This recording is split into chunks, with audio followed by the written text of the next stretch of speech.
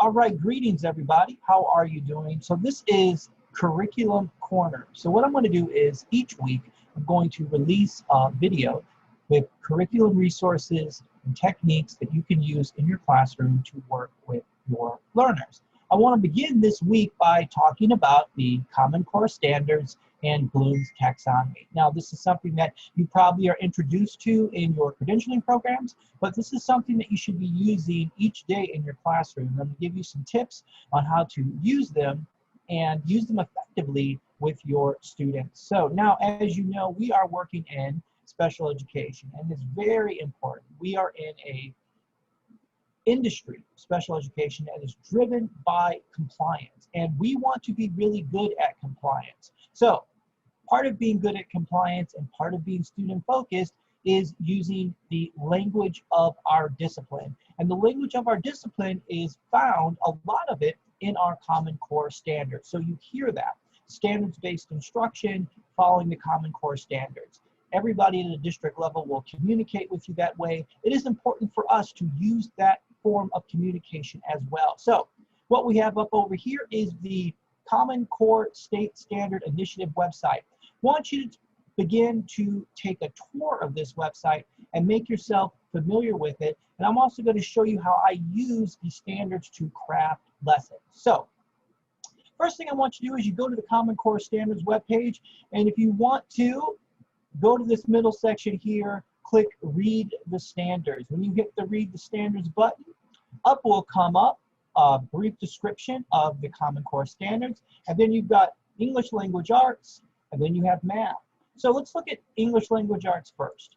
So when you take a tour of the Common Core website, first thing I want you to do is look over here on the right-hand side. You've got kindergarten through 12th grade. Read the anchor standards first. That's really good because then you will get an idea of why these standards were created and what the purpose of them is, what the purpose of the standards are. They're designed to help students become college and career ready. So it's good to get grounded into that purpose. So you know that the standards are not there to frustrate you or upset you. They're actually were designed to help students prepare for college and career. Okay, so easy thing to do after you do that is we want to look at the grade level standards. So we've got kindergarten through 12th grade. We want to start off with pick your grade level first. Okay, so if you pick your grade level, open that bar up there, and let's say I'm going to go into reading literature, and I want to look at, let's say I'm a 6th grade teacher. Now, the wonderful thing about using the Common Core Standards is when I was a classroom teacher, we used our textbooks as reference guides, but we created our own content using the standards, and we turned the standards into essential questions, and we taught directly from the standards. That way, we used the academic vocabulary that was required. We exposed the children to academic language, and we were able to create highly engaging lessons that engaged their critical thinking at a much higher level than a textbook would. And I'm going to jump into that when I look at Bloom's Taxonomy. So here's what you do. Let's look at a key ideas and detailed standard. So I read the standard. Cite textual evidence to support analysis of what the text said explicitly, as well as inferences drawn from the text. Now, first thing you do here is you have a vocabulary assignment. You take these words from the standard and you make them into vocabulary lessons. Textual is a vocabulary word. Evidence is a vocabulary word. Analysis is a vocabulary word. Explicitly is a vocabulary word. And inference is a vocabulary word. So that's 5 new vocabulary words that you expose your students to just from one standard. Okay, next thing.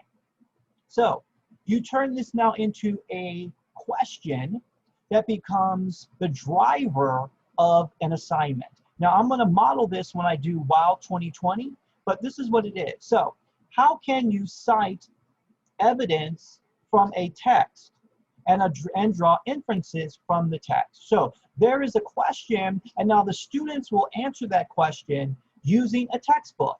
And now you have done standards-based instruction. You've aligned it with an IEP goal, and you've given the student high frequency words and probably words that are going to challenge them. all by just using one standard, okay? And you can do this through all of your standards that you have. And that's just a simple way of doing it with your ELA standards. Now, next standards we want to look at is our math standards. We'll look at our math standards, and what I want you to do here is same thing.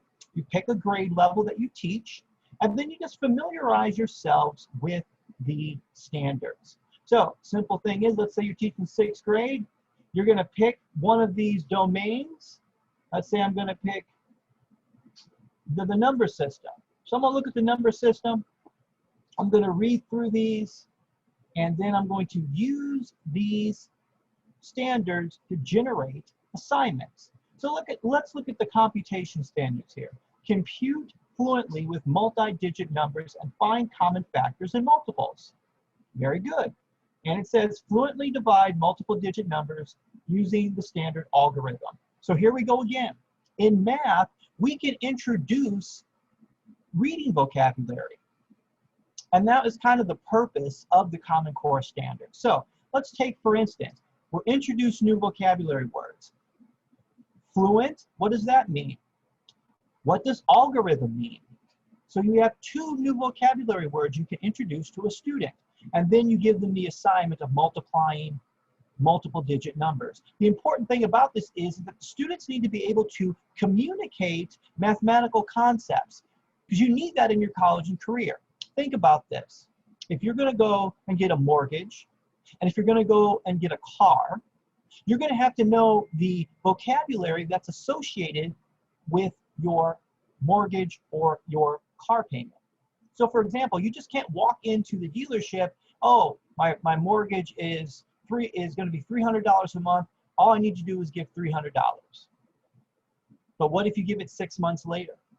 What if you give it a year later?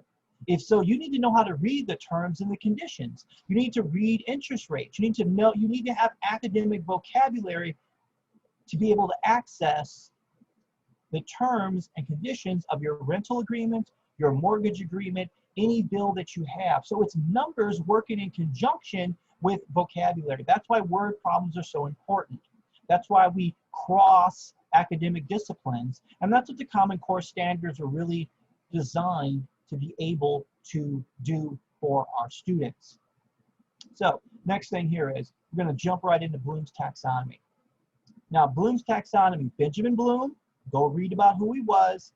Taxonomy is our critical thinking skills and our analysis. So when we design work for our students, or we give them work, we want them moving up the chart of Bloom's. So the lowest level of Bloom's is remembering.